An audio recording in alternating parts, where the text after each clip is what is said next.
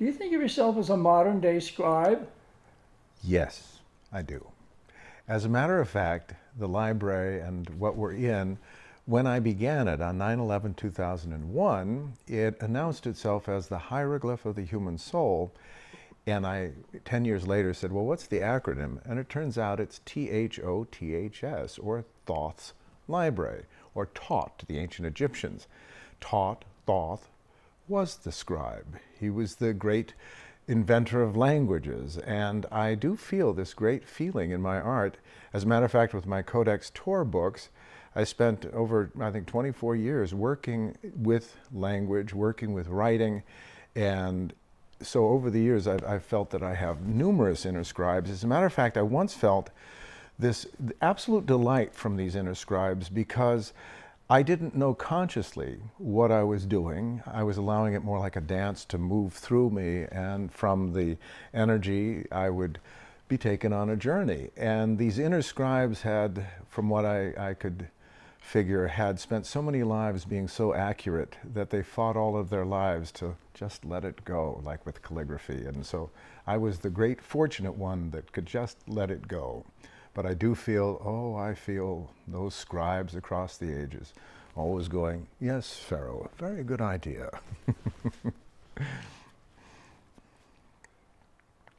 Keep going. Oh, okay. You want to make reference to the books? Yeah, my journey as a scribe really began as an actor because I wasn't trying to do something like be a scribe. It was actually the byproduct of trying to connect with energy. As a matter of fact, what started it all was when I was in acting school at Juilliard. I used paint as a way of connecting with emotion and with breath. But in that, I also found gesture. And then I started writing just because I was very interested in language. And I said, well, we write from left to right. So I started writing right to left and up and down. And I spent actually a very long time just experimenting. It looked like shorthand. It looked like gibberish. But then suddenly, after attending this rhythmic writing, suddenly it started almost like a dancer, but the dance gets in the body. It started to inwardly inform my hand. And not that I knew what I was writing, but there was always a sense of melodic correctness. In other words, like a dancer, knowing that the gesture was right, knowing, like music, that the resolution was somehow satisfying. So I've always used my pen and my brush as a way of asking questions. On 9/11/2001, the watcher language is what came through me. And that's what this entire, the Hieroglyph of the Human Soul, my painted library, my 3D studio is written in. It's written in the language of the watchers. And what's amazing about it is that the watchers have taken me on a journey. Again, I'm not illustrating anything. I feel much more like a jazz musician following a riff. But in this riff that's been going on for 17 years, the watchers, this language, are telling me that the quality of who we are is sentient, it's not objective, and that if we ask the right questions, we will open doors of wonder and possibility. But because it's a creative process, it must come from relationship. And so that's what I've spent my life really cultivating, is a relationship with the creative spirit, which is why my painting is in my home, why the Hieroglyph of the Human Soul is in domestic space, because I really feel a lot of these qualities of writing, of the languaging, of perception, come from a place where we feel safe, where we say, like a gardener, at least here, let's allow this to matter. And so that's been my relationship with the Codex Tor. I wanted to know, and so I bound these books blank. I went to a bookbinding class. I wanted to know how to make the book. So I made the book, I bound it blank, and then I spent 24, 25 years in the 2 volumes. And I created over 500 images. And it ended up that Flying Lotus, who's quite a popular musician, used my Codex Tor imagery for his Cosmogramma album, which was very well received. So that was the delight. This sense of the needing to know not in a sense, the conveying of what does this mean, but really where language itself became like the notes on the piano. I was able to play those notes and find the musicality came out visually. And when I looked at the visuals, then it came back to me to say, now that you've grown the garden, we can have a different conversation than thinking about growing the garden. So your Tarot, Yes. how that? My tarot preceded the library, and what I like to say about the upstairs, it's upstairs in the library. We have the relationship of the imagination, but downstairs where my tarot is, all of the original drawings, which I spent 17 years creating, and my book Tarot Revisioned as well, I wanted to understand the nature of the psyche. How are we wired? I'm an actor by profession, so the question wasn't what to believe, but how to embody. So I used that tool of approach. I didn't act as, I'm a master of the tarot and I know everything and I'm going to tell you what you don't know.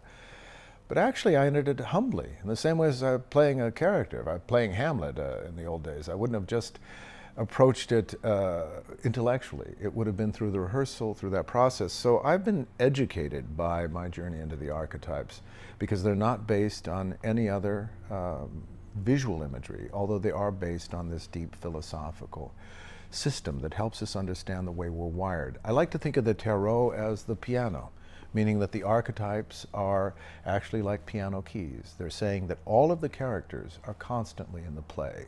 So of course you hate the devil. You're supposed to. That's the nature of this reality. But it's a character in a play.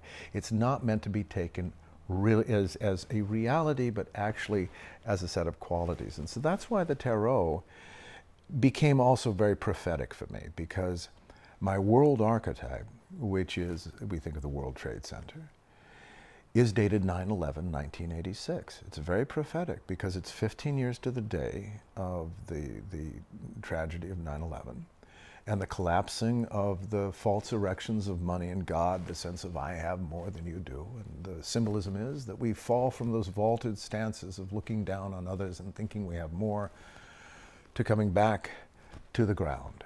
And that's where the tarot on the ground floor helps us understand that, like Dorothy in The Wizard of Oz, and my tarot is in black and white, so like the Wizard of Oz, my black and white tarot is like Kansas. We are always dealing with the black and white world. How do we navigate it? So the tarot became a great navigational tool. And as a matter of fact, when I put people in the wheel of the tarot, I say, now, start that wheel spinning. And it becomes like a gyroscope. And if you think of that, the gyroscope keeps us balanced. It's almost like the library upstairs saying, I want you to know that you can trust your imagination. You can give yourself passionately to these things, but you will not be drawn overboard.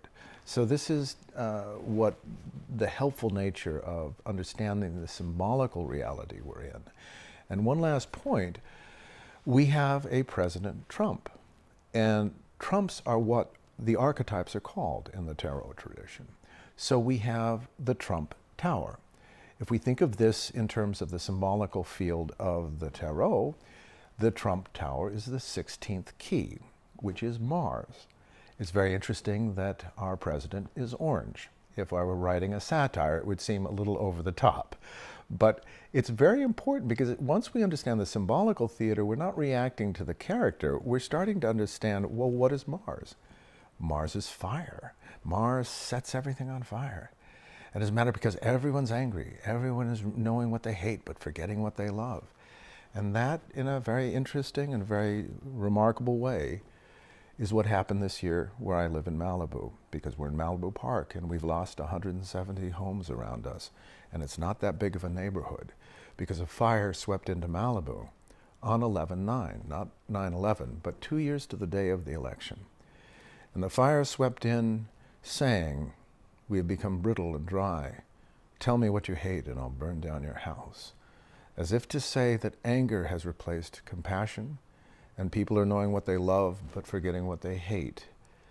It's just the opposite. They're actually knowing what they hate and forgetting what they love. And I do feel like that's the key of the creative spirit, the imagination.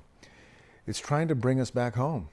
It's trying to say we can't be against our neighbor, We have to think more about our domestic space, and that's why this began on 9/11. I looked at my wife and children and said, I have to tell them a story about why being human matters, and why no matter what we think, for all the pain and difficulty, we are a remarkable species that transmutes our despair into the blues.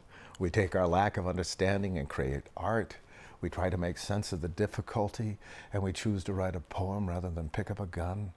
Oh, I think it's a great challenge, but I see so many that have been cultivating not great gardens to convince the neighbors that they should believe something else, but small gardens, and inviting, like we do here, friends and fellow inspired beings to say, let's get together and say yes rather than yikes.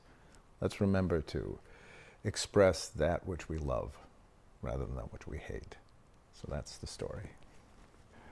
That is the story of the journey of birth into self-reflection, mater, mater, mother, the story of becoming human.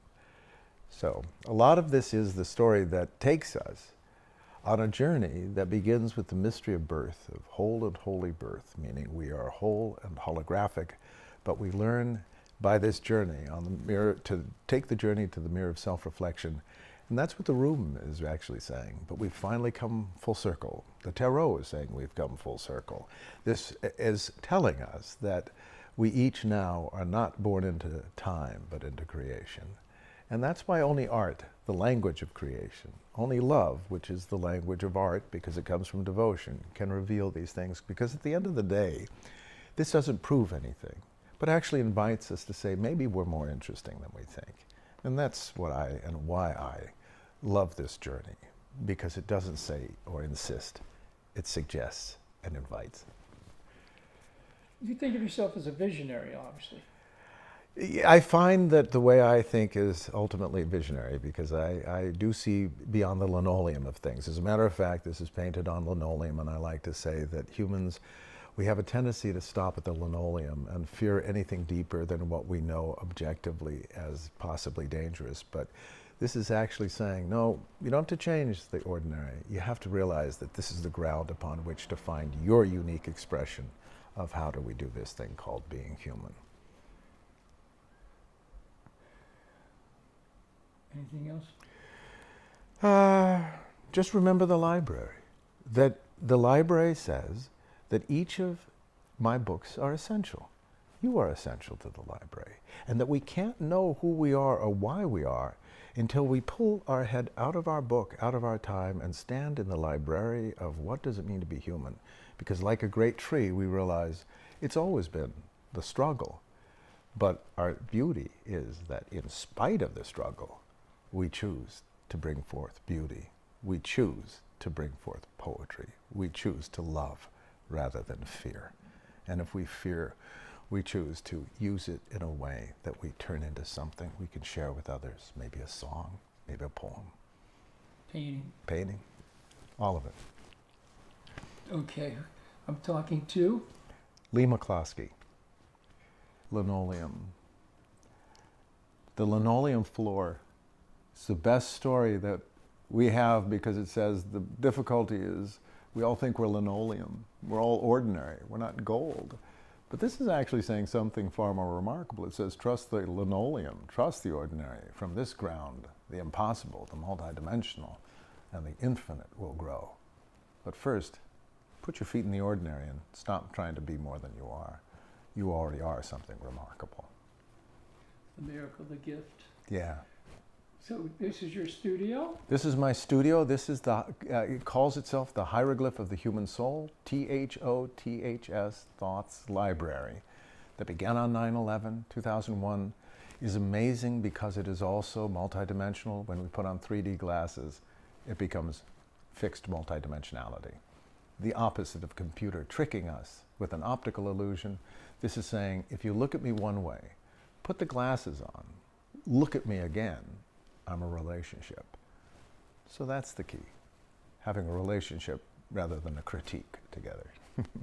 And what's amazing is with 3D glasses, this becomes multidimensional, fixed multidimensionality, not a computer tricking us, but actually a suggestion saying, if you look at me one way, look at me again, I'm a relationship. And because it's neither one thing or the other, it's neither this or this.